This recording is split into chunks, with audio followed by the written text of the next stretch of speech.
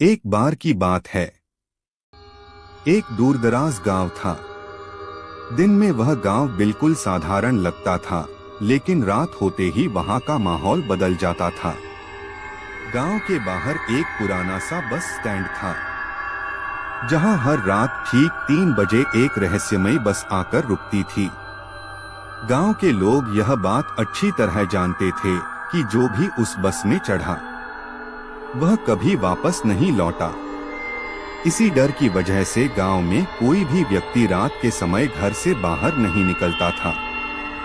दरवाजे बंद, खिड़कियां सिमटी हुई और चारों ओर सन्नाटा पसरा रहता था। एक रात एक अजनबी युवक रोहित उस गांव में आ पहुंचा। उसकी कार अचानक खराब हो गई और मजबूरन उसे वहीं रुकना पड़ा। चारों ओर अंधेरा था, दूर दूर तक कोई दिखाई नहीं दे रहा था।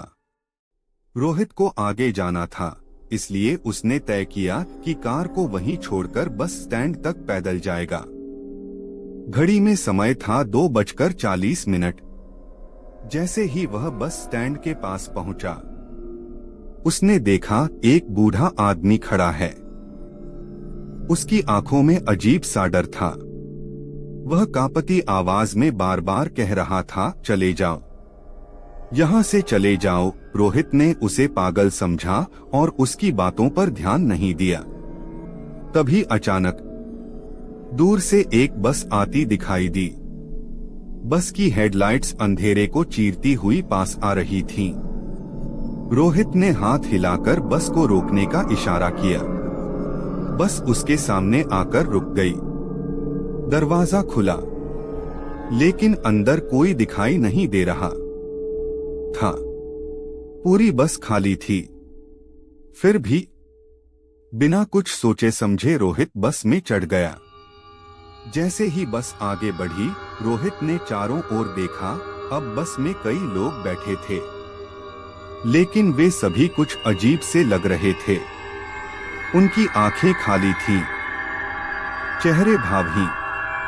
रोहित ने टिकट कलेक्टर से कहा, मुझे मगुनागाम का एक टिकट दे दीजिए। टीसी ने धीरे से उसकी ओर देखा और ठंडी आवाज में बोला, यह बस अब कहीं नहीं रुकेगी। यह सुनते ही रोहित के होश उड़ गए। उसका शरीर बर्फ की तरह ठंडा पड़ गया। उसने देखा, टीसी और बस में बैठे सभी लोग अचानक भयानक चेहरों में बदल गए। उनकी आंखों से अजीब सी चमक निकल रही थी और मुस्कान डरावनी थी। रोहित भागना चाहता था, चीखना चाहता था, लेकिन उसका शरीर हिल नहीं पा रहा था। बस अंधेरे में कहीं गुम हो गई। अगली सुबह अखबार में रोहित की तस्वीर छपी थी।